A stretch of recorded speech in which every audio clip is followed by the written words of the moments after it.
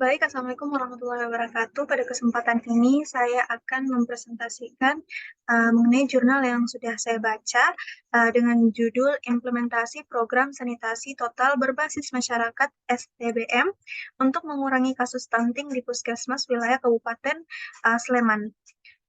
Em, Baik, selanjutnya pada slide selanjutnya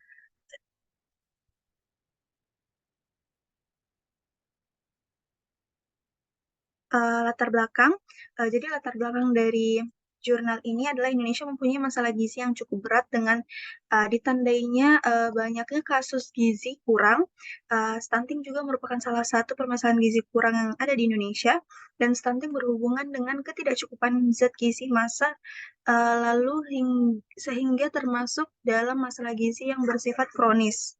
Menurut Sutarto Diana Mayasari 2018, berdasarkan riset kesehatan, Riskesdas 2018 menunjukkan bahwa prevalensi balita stunting di Indonesia sebesar 30,8%. Sedangkan di Kabupaten Sleman 11,00%. Stunting anak merupakan dampak yang bersifat kronis. Masalah lingkungan dan penyakit infeksi memberikan kontribusi munculnya kasus stunting.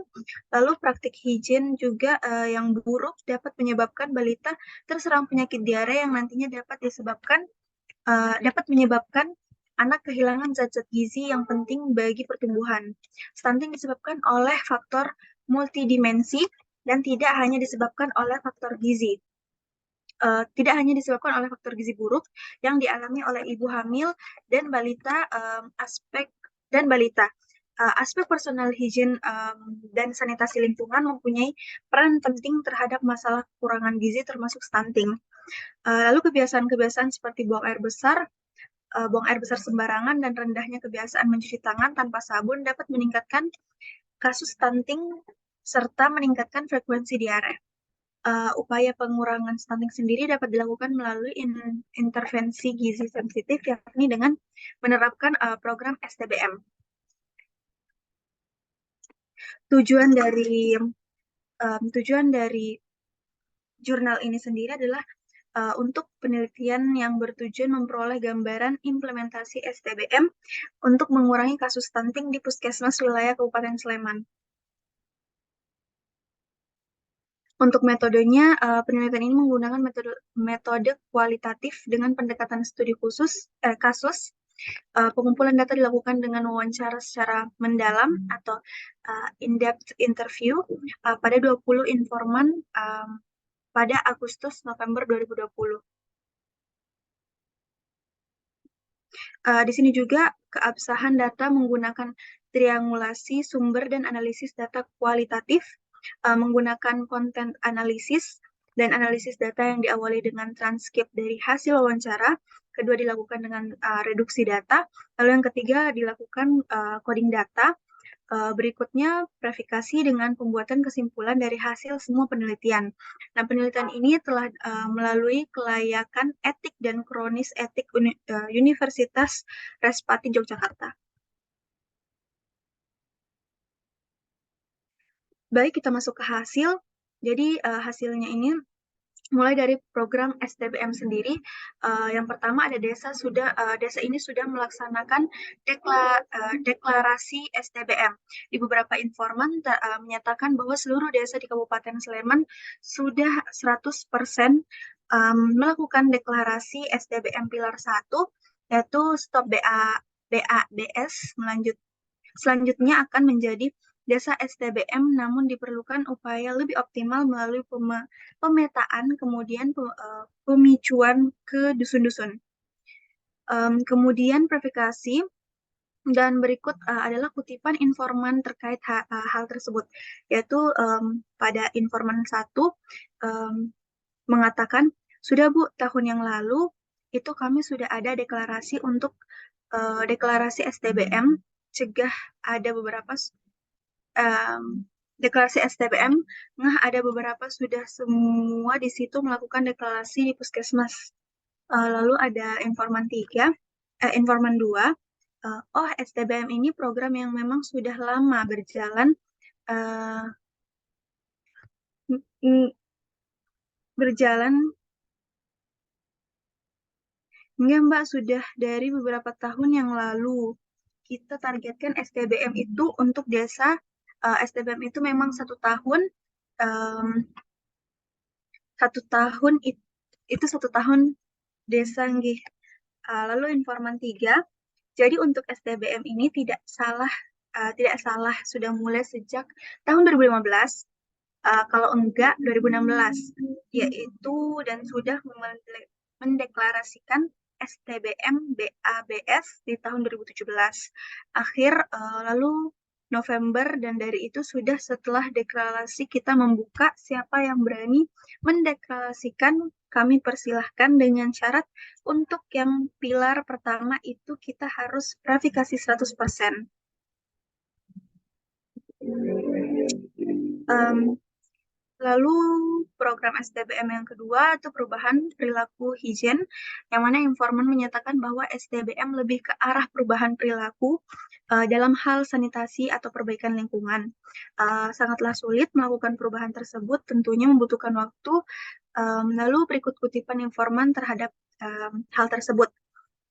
Untuk informan 1, mengatakan kalau STBM sendiri itu prosesnya awal advokasi. Advokasi dengan wilayah biasanya ke kecamatan, istilahnya Pulau Nun. Dulu Mbak, kecamatan, desa, toko, masyarakat itu setelah melakukan advokasi lalu teman-teman melakukan pemicuan.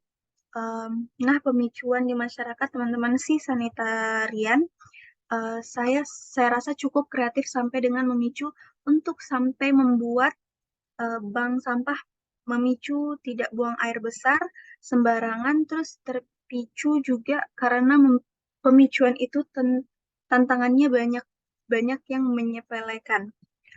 Lalu informan kedua mengatakan dari 5 komponen di STBM itu ada 3, salah satunya adalah perubahan perilaku, yang kedua itu terkait dengan nantinya aksesnya, dan keempat itu adalah mohon maaf, ketiga itu nanti lebih ke peran masyarakat. Nah, dilihat dari 3 komponen itu, yang menjadi tanggung jawab utama dan kesehatan adalah komponen yang pertama terkait perubahan perilaku, karena memang benang merah dari STBM itu adalah bagaimana caranya kita untuk merubah perilaku, karena merubah perilaku itu susah ketika kita belum merasakan efeknya. Dampaknya itu pasti tidak mau untuk dampaknya itu tidak mau untuk merubah seperti itu. Informan ketiga mengatakan isinya ibu-ibu semua, jadi yang bapak-bapak ngerjain teknisnya, membuat instansi seperti apa. Ibunya nanti garap perubahan perilakunya di desa itu, termasuk nanti gimana caranya stunting ini mungkin terus jadi terus STBM. Baik, selanjutnya yang ketiga itu pilar dalam STBM. Um, 5 pilar STBM, informan menyatakan bahwa pilar STBM terdiri dari 5 pilar. Yang pertama, stop BABS, kedua cuci tangan, ketiga pengelolaan air minum dan makanan rumah tangga, keempat pengamanan sampah rumah tangga, dan kelima pengamanan limbah cair rumah tangga. Menurut informan 3, saya tahunya ya tentang kebersihan Mbak, tapi nggak begitu paham sih. Tertawa dan lalu mengatakan kebersihan lingkungan tempat tinggal, biasanya yang sudah dilakukan itu buang air besar di jamban, cuci tangan, pengolahan air minum, pengolahan sampah, dan pengolahan limbah. Lalu informan 2, ada 5 pilar Mbak. BAB di toilet, cuci tangan, pengolahan air minum. Kayaknya ya Mbak.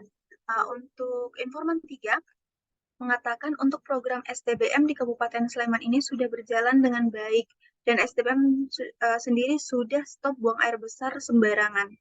Pilar kedua cuci tangan pakai sabun, pilar ketiga pengelolaan makanan dan minuman rumah tangga, pilar keempat pengamanan sampah rumah tangga, pilar kelima adalah pengamanan limbah cair rumah tangga. Um, Lalu implementasi STBM di masyarakat, stop buang air besar sembarangan atau stop BABS. Um, Kutipan informan juga terkait stok BABS-nya. Uh, S, Informan 7 mengatakan STBM-nya terutama yang ini BAB itu yang di pinggir kali. Di pinggir kali itu memang sudah punya jamban, tapi mereka masih menggunakan sungai karena mereka belum terbiasa. Jadi belum terbiasa untuk BAB di jamban sehat.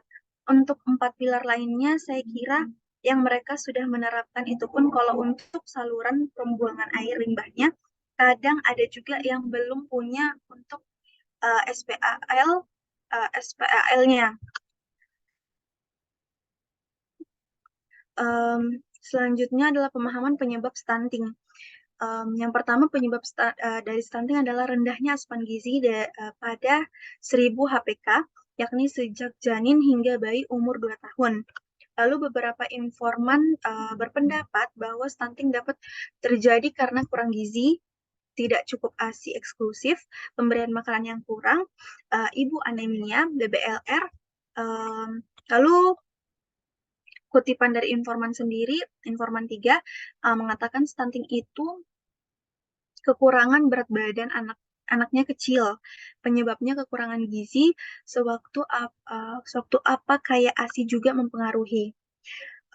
Yang kedua, ada seorang informan bercerita bahwa anaknya termasuk anak kurang gizi, namun informan terkesan belum menerima apabila anaknya dikatakan kurang gizi atau stunting, karena anaknya termasuk anak yang aktif. Lalu berikutnya, kutipan informan ketiga, sangat bisa sangat bisa lingkungan juga bisa anak saya dikatakan kurang gizi, padahal itu karena bisa jadi tinggi badannya tidak sesuai karena keturunan. Yang ketiga, sebagai penyumbang terjadinya stunting, informan menyampaikan bahwa penyebab stunting tidak hanya berasal dari asupan makanan, ibu yang dengan riwayat anemia, BBLR, namun juga dikarenakan faktor lain seperti lingkungan yang kotor, perilaku tidak sehat lainnya seperti BABS. Lalu kutipan informan selanjutnya juga adalah sangat berkontribusi karena kalau misalnya makanannya itu banyak tapi lingkungannya tidak bagus, kesannya gampang sakit kan ya. Udah otomatis makanannya juga melawan sakitnya saja tidak ada yang untuk sembuh. Oleh karena itu dari sisi lingkungan harus diperbaiki juga. Gitu dan bahkan misalnya saya punya kasus gizi buruk untuk kunjungan rumah juga melibatkan bagian Kesling karena bisa jadi pernah ada status gizi buruk lainnya, masih tanah dan burungnya cementel di dalam. Nah, kita kan nggak bisa kasih edukasi, jadi kita mengajak dari yang lain. Selanjutnya,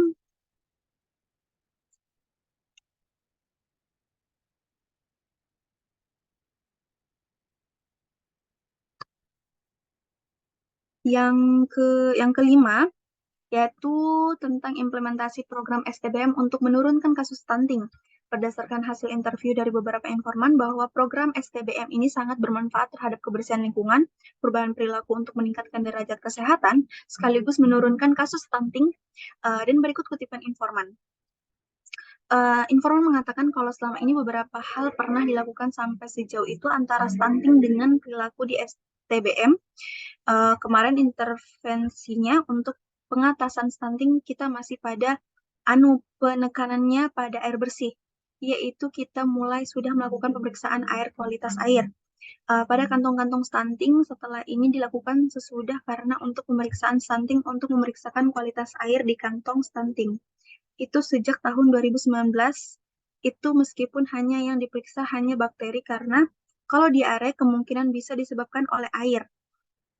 Air di sini pilar-pilar STBM itu kalau air tidak sehat bisa tidak memenuhi 5 pilar STBM.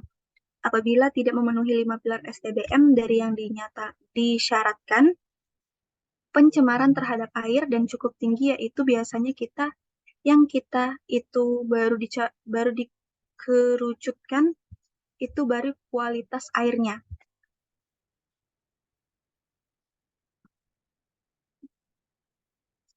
Selanjutnya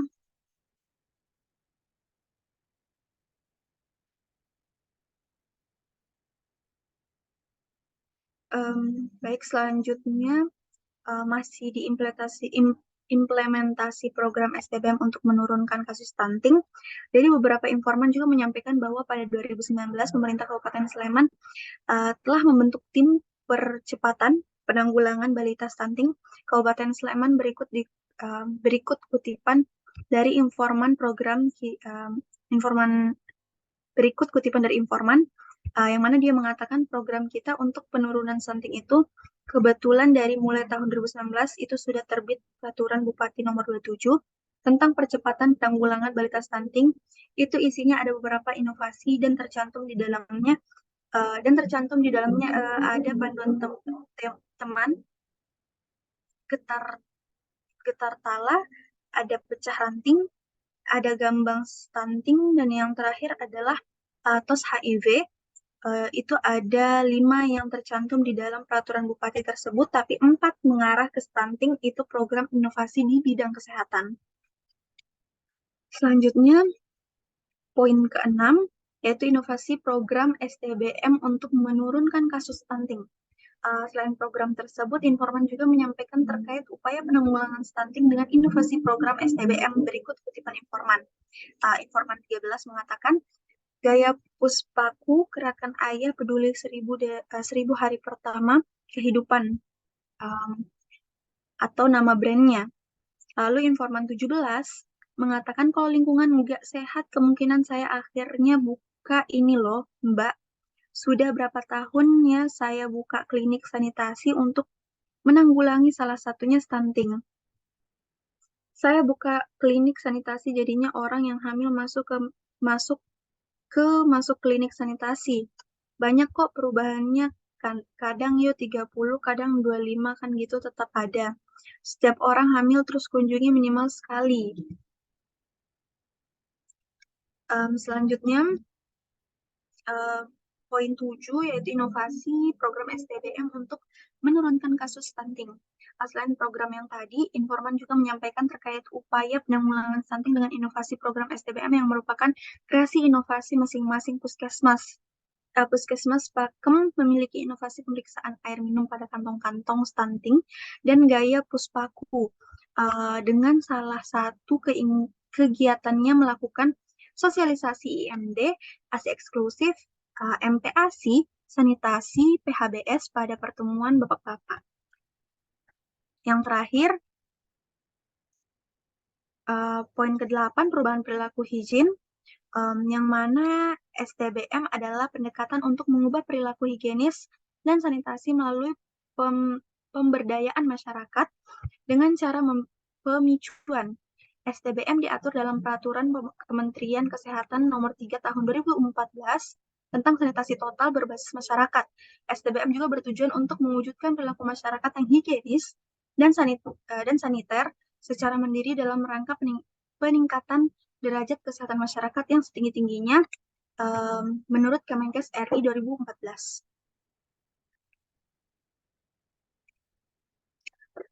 Baik, kita masuk pada pembahasan. Jadi program STBM ini adalah upaya mengurangi stunting dapat dilakukan melalui intervensi gizi sensitif. Intervensi gizi sensitif berkontribusi pada 70% intervensi stunting. Salah satunya program yang dilaksanakan yakni STBM. STBM adalah untuk meningkatkan higienitas dan kualitas kehidupan masyarakat Indonesia. Maka STBM dikembangkan sebagai upaya pemberdayaan masyarakat dalam rangka penanganan stunting yang dikenal sebagai STBM stunting desa yang telah mendeklarasikan stop BABS. Sudah mencapai 86 desa, 100%, dan sudah mendeklarasikan Kabupaten Stop BABS pada tanggal 9 November 2017.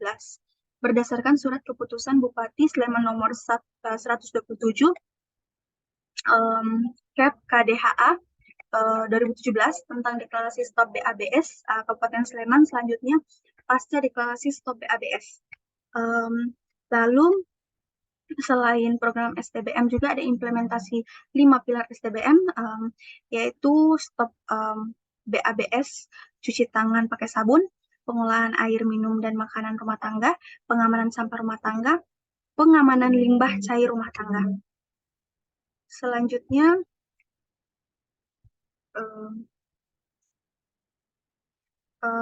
Oke. Selanjutnya, stunting pemahaman penyebab stunting. Stunting atau tubuh pendek merupakan keadaan tubuh yang pendek dan sangat pendek sehingga melampaui defisit -2 SD di bawah median panjang atau tinggi badan. Menurut Kementerian Kesehatan Republik Indonesia 2018, berdasarkan riset kesehatan dasar atau Riskesdas 2018 menunjukkan balita stunting dan kurus masih tinggi di Indonesia, yaitu balita stunting sebanyak 30,8%, sedangkan di Kabupaten Sleman tahun 2018 menunjukkan prevalensi balita stunting 11%, atau menurut Dinas Kesehatan Kabupaten Sleman 2018. Berdasarkan profil kesehatan Republik Sleman tahun 2019 menunjukkan bahwa prevalensi balita stunting Kabupaten Sleman mengalami penurunan yakni sebesar 8,38% menurut Dinas Kesehatan Kabupaten Sleman 2020. Penyebab dari stunting sendiri adalah rendahnya asupan gizi pada 1000 HPK. Informan yang menyampaikan bahwa penyebab stunting tidak hanya berasal dari asupan makanan, ibu dengan riwayat anemia, BBRL, namun juga dikarenakan faktor lain seperti lingkungan yang kotor, perilaku yang tidak sehat lainnya seperti BABS. Lanjut, pembahasan STBM untuk menurunkan kasus stunting, di mana upaya penanggulangan stunting dengan inovasi program STBM yang merupakan kreasi inovasi masing-masing puskesmas. Yang pertama, puskesmas Pakem memiliki inovasi pemeriksaan air bersih. Yang kedua, puskesmas Tempel 2 melakukan pemeriksaan air bersih atau minum pada kantong-kantong stunting dan membuka atau memfasilitasi klinik sanitasi bagi ibu hamil serta bimbingan 1000 HPK. Lalu yang ketiga, puskesmas Godean 1 mengadakan IPAL komunal untuk warga dan membuat komunitas pedagang cilok untuk diberikan bimbingan terkait pengelolaan atau pengamanan air minum dan makanan. Jadi kita masuk ke dalam kesimpulan. Kesimpulan sendiri di sini mengatakan masyarakat sudah menerapkan 5 pilar STBM di dalam kehidupan sehari-hari. Implementasi program STBM ini sangat bermanfaat, dapat menurunkan kasus stunting, meningkatkannya kehigienisan personal, sanitasi, dan lingkungan, serta perubahan perilaku untuk meningkatkan derajat kesehatan masyarakat. Baik, sekian dari pemaparan jurnal yang saya baca. Terima kasih atas kesempatannya. Mohon maaf jika ada kesalahan, dan terima kasih.